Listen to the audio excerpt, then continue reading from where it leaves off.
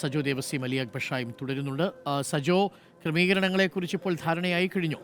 രഞ്ജി പണിക്കർ അടക്കമുള്ളവർ അവിടെ നിന്ന് കാര്യങ്ങൾ നിയന്ത്രിക്കുന്നുണ്ട്. 1 മണിക്ക് ടൗൺ ഹാളിലേക്ക് എത്തിക്കുക, 3 മണിവരെ, 1 മുതൽ 3 മണിവരെ ടൗൺ ഹാളിൽ, അല്ലേ? ഡോക്ടർ അരുൺകുമാർ, ഇപ്പോൾ ഒരു പ്രാഥമിക ധാരണ ഇക്കാര്യത്തിൽ വന്നിട്ടുണ്ട്. രഞ്ജി പണിക്കർ അടക്കം പിഷാരടി അടക്കമുള്ള ചലച്ചിത്ര താരങ്ങൾ, ചലച്ചിത്ര പ്രവർത്തകർ യഥാർത്ഥത്തിൽ ഇവിടെയുണ്ട്. രഞ്ജി പണിക്കർ, രമേശ് പിഷാരടി അടക്കം വിവിധ ചലച്ചിത്ര പ്രവർത്തകർ ഇങ്ങോട്ടേക്ക് എത്തിച്ചേർന്നിട്ടുണ്ട്. കൂടാതെ അദ്ദേഹത്തിൻ്റെ അടുത്ത ബന്ധുക്കൾ, സുഹൃത്തുക്കൾ, കുടുംബാംഗങ്ങൾ അങ്ങനെയുള്ളവരും ഇവിടെയുണ്ട്. അവരെല്ലാവരും പ്രാഥമികമായ ഒരു കൂടിയാലോചന നടത്തിയതിനു ശേഷമാണ് ഇവിടെ വീട്ടിൽ 1 മണിക്ക് ടൗൺ ഹാളിൽ എത്തിക്കുന്നത് പോലെ വീട്ടിലെ ചടങ്ങുകൾ പൂർത്തീകരിക്കുക. അതിനുശേഷം എറണാകുളം ടൗൺ ഹാളിലേക്ക് നടൻ ശ്രീനിവാസന്റെ ഭൗതികദേഹം എത്തിക്കുക. അവിടെ 3 മണി വരെ എല്ലാവർക്കും, അതായത് സമൂഹത്തിന്റെ വിവിധ തുറകളിലുള്ളവർക്ക് അന്തിമോപചാരം അർപ്പിക്കാനുള്ള ക്രമീകരണം എന്ന നിലയ്ക്കാണ് മകൻ വിനീത് അടക്കം നേരെ ആശുപത്രിയിലേക്ക്, വിനീതും കുടുംബാംഗങ്ങളും ഒക്കെ നേരെ ആശുപത്രിയിലേക്ക് എത്തിയിരുന്നു. അതിനുശേഷമാണ് ഇങ്ങോട്ടേക്ക് വന്നത്. പ്രാഥമികമായി അവരുമായി സംസാരിച്ചതിന് ശേഷമാണ് ഇങ്ങനെ ഒരു തീരുമാനം ചലച്ചിത്ര പ്രവർത്തകർ പ്രഖ്യാപിച്ചിട്ടുള്ളത്. ധ്യാനടക്കമുള്ളവരും എത്തിച്ചേരുന്നുണ്ട്. അപ്പോൾ ഒരു പ്രാഥമികമായ കൂടിയാലോചനയാണ്. ഇതിൽ കാര്യമായ മാറ്റം വരാൻ സാധ്യതയില്ല. ഇതേ നിലയ്ക്ക് തന്നെയാണ് പ്രാഥമികമായി കുടുംബാംഗങ്ങളുമായി ഒന്ന് കൂടിയാലോചിച്ചതിന് ശേഷമാണ് ഇങ്ങനെ ഒരു തീരുമാനമെടുത്തത്.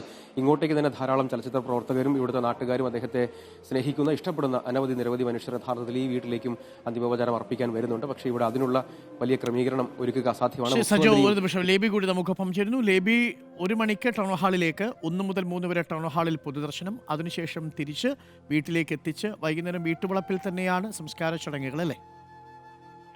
ഡോക്ടർ, അങ്ങനെയാണ് ഇപ്പോൾ തീരുമാനിച്ചിരിക്കുന്നത്. സംസ്കാരം വൈകുന്നേരം വീട്ടുവളപ്പിൽ തന്നെ നടത്താനാണ് ഇപ്പോൾ തീരുമാനം വന്നിരിക്കുന്നത്. ഇനി അതിന് ഏതെങ്കിലും രീതിയിലുള്ള മാറ്റം ഉണ്ടാകുമോ എന്ന് നമുക്ക് അല്പസമയത്തിനകം തന്നെ അറിയാൻ സാധിക്കും. എങ്കിലും 1 മണിയോടുകൂടി വീട്ടിൽ നിന്ന് മൃതദേഹം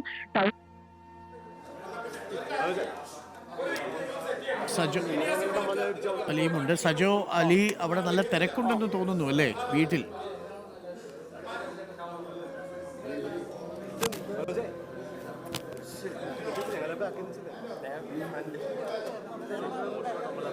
അലി, ഡോക്ടർ അരുൺകുമാർ, മുഖ്യമന്ത്രി കൂടി ഇങ്ങോട്ടേക്ക്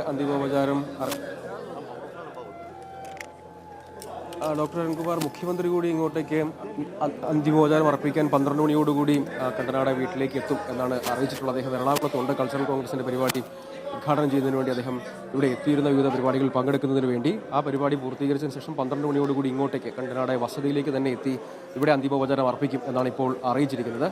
മുഖ്യമന്ത്രിയൊപ്പം മന്ത്രിമാരും, നിലവിൽ എറണാകുളത്തിന്റെ വിവിധ പരിപാടികളിൽ പങ്കെടുക്കുന്ന മന്ത്രിമാരും ഇങ്ങോട്ടേക്ക് അന്തിമോപചാരം അർപ്പിക്കാൻ എത്തിച്ചേരും എന്നറിയിച്ചിട്ടുണ്ട്. സാംസ്കാരിക മന്ത്രി അടക്കമുള്ളവർ ഇവിടെ എത്തി അന്തിമോപചാരം അർപ്പിക്കും എന്നാണ് ഇപ്പോൾ അറിയിക്കുന്ന കാര്യം. മുഖ്യമന്ത്രിയുടെ കാര്യത്തിൽ ഇപ്പോൾ ഔദ്യോഗിക അറിയിപ്പ് വരികയും ചെയ്തിട്ടുണ്ട്. അതുകൂടാതെ ജീവിതത്തിന്റെ വിവിധ തുറകളിൽ നിന്നുള്ള അദ്ദേഹത്തെ സ്നേഹിക്കുന്ന അനവധി പേർ ഈ വിയോഗം അറിഞ്ഞ് ഇങ്ങോട്ടേക്ക് അന്തിമോപചാരം അർപ്പിക്കാനായി എത്തിയിട്ടുണ്ട്. ഇവിടെ സ്ഥലത്തിന്റെ പരിമിതി സ്വാഭാവികമായും ഉണ്ട്.